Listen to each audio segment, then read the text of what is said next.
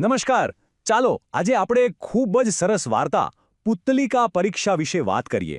આ વાર્તા દેખાવમાં તો સાવ સામાન્ય લાગે, પણ એની પાછળ એક બહુ જ ઊંડો અર્થ છુપાયેલો છે. આપણે સાથે મળીને સમજીશું કે કેવી રીતે આવી વાર્તાઓ આપણને જીવનના મોટામાં મોટા પાઠ શીખવી જાય છે. પણ આ બધી વાત કરતા પહેલા એક સવાલ: આપણે જીવનમાં જે કંઈ પણ શીખીએ છીએ એ ક્યાંથી શીખીએ છીએ? સાચું ખોટું સમજવાની દ્રષ્ટિ ક્યાંથી મળે છે? બસ આ જ સવાલોના જવાબ શોધવામાં આપણી આજની આ વાર્તા મદદ કરશે. બહુ રસપ્રદ જવાબ છે હો. તો આ આખી વાતને સમજવા માટે આપણે 4 ભાગમાં આગળ વધીશું. સૌથી પહેલા જોઈશું કે માર્ગદર્શનની જરૂર કેમ છે. પછી જ્ઞાન મેળવવાના 2 અલગ અલગ રસ્તા કયા છે એ જાણીશું. ત્રીજા ભાગમાં આપણે સમજીશું કે વાર્તાઓ સમય સાથે કેવી રીતે બદલાય છે. અને છેલ્લે, જેની બધા રાહ જોઈ રહ્યા છે, એ 3 પૂતળીઓનો કોયડો ઉકેલીશું. ચાલો તો આપણા પહેલા મુદ્દાથી શરૂ કરીએ. માર્ગદર્શનની જરૂરિયાત એટલે કે આપણા જીવનમાં ઉપદેશનું શું મહત્વ છે? જો, ઉપદેશ શબ્દનો અર્થ ખાલી સલાહ કે શિખામણ નથી. ના, એનાથી ઘણું વધારે છે. ઉપદેશ એટલે એક એવું માર્ગદર્શન, એક એવી દિશા જે આપણને એક સારું જીવન જીવવા માટે અને કોઈ પણ ક્ષેત્રમાં સફળ થવા માટે મદદ કરે છે. એમ કહી શકાય કે વ્યક્તિના પોતાના વિકાસ અને એની કારકિર્દીની સફળતા બંનેનો પાયો જ આ ઉપદેશ છે. સારું, તો હવે પ્રશ્ન એ થાય કે આ આટલું જરૂરી માર્ગદર્શન આપણને મળે કઈ રીતે? મુખ્યત્વે એના 2 રસ્તા છે. ચાલો આપણે એ બંને રસ્તાઓ વિશે જાણીએ. તો માર્ગદર્શન આપવાની 2 રીત છે. એક છે સીધી વાત. કોઈ આપણને બેસાડીને સમજાવે કે શું કરવું, શું નહીં, જેને આપણે પ્રત્યક્ષ ઉપદેશ વચનો કહીએ છીએ. અને બીજી રીત છે વાર્તાઓ દ્વારા. કોઈ કથા કે વાર્તા કહીને એના પાત્રો અને ઘટનાઓ દ્વારા આપણને બોધપાઠ શીખવવામાં આવે. આ પરોક્ષ રીત છે, પણ ઘણીવાર વધુ અસરકારક હોય છે. અને આમાં એક મજાની વાત છે, ખબર છે? શાસ્ત્રોમાં પણ કહ્યું છે કે આ 2 રીતોમાંથી જે વાર્તાવાળી રીત છે ને, એને સામાન્ય લોકો વધારે પસંદ કરે છે, વધારે માને છે. અને એનું કારણ પણ સીધું છે. કોને ગમે સીધી શિખામણ? પણ વાર્તા સાંભળવી તો બધાને ગમે. આપણે એની સાથે તરત જોડાઈ જઈએ છીએ. ઓકે, તો એનો મતલબ કે વાર્તાઓ બહુ શક્તિશાળી માધ્યમ છે. પણ આનાથી એક બીજો પ્રશ્ન મનમાં આવે કે આ વાર્તાઓ બને છે કઈ રીતે? અને શું એ હંમેશા એક જેવી જ રહે છે કે સમય સાથે બદલાય છે?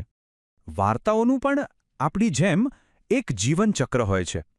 એનો જન્મ ક્યાંકથી થાય છે.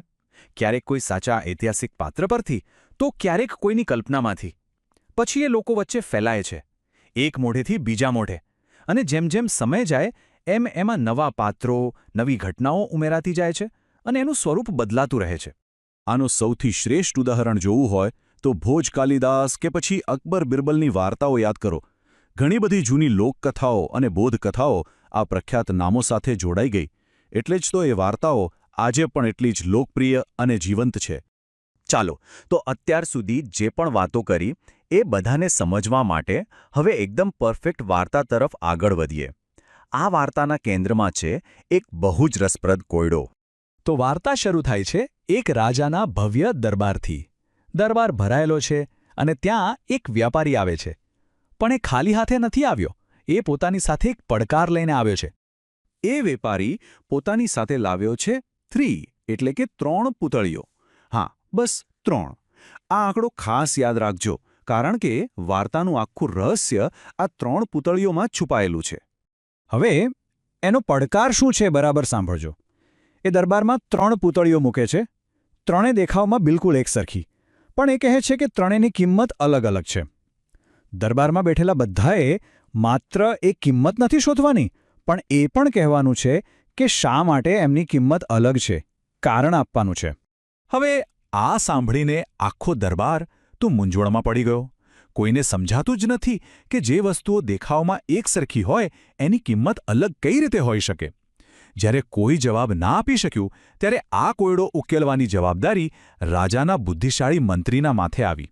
અને અહીંથી જ વાર્તામાં અસલી મજા આવે છે. મંત્રી કોઈ જાદુટોણા નથી કરતો. એ તો બસ પોતાની તીક્ષ્ણ બુદ્ધિ અને ઝીણવટભરી અવલોકન શક્તિનો ઉપયોગ કરે છે અને કોયડાનો ભેદ ઉકેલી નાખે છે. તો આખી વાર્તાનો સાર શું નીકળ્યો? એનો કથાસાર શું છે? બસ એટલો જ કે કોઈ પણ વસ્તુ કે વ્યક્તિનું સાચું મૂલ્ય એના બહારના દેખાવથી નક્કી નથી થતું. એનું અસલી મૂલ્ય તો એના અંદર રહેલા ખાસ આંતરિક ગુણોથી નક્કી થાય છે. આ એક નાનકડી વાત છે, પણ જો સમજાઈ જાય તો દુનિયાને જોવાનો આપણો આખો દૃષ્ટિકોણ બદલાઈ શકે છે. फ्रेंड्स, इस वीडियो को पूरा देखने के लिए आज ही फ्लेक्सी टीचर ऐप सब्सक्राइब करें, जहां आपको मिलेंगे animated videos, digital books, text book solutions, notes, DPP और क्विज. और हाँ, flexi teacher app mobile, TV और कंप्यूटर पर अवेलेबल है. और अगर आपके पास इंटरनेट नहीं है तो तुरंत ऑफलाइन सेट टॉप बॉक्स के लिए संपर्क करें. Flexi teacher, the one you needed.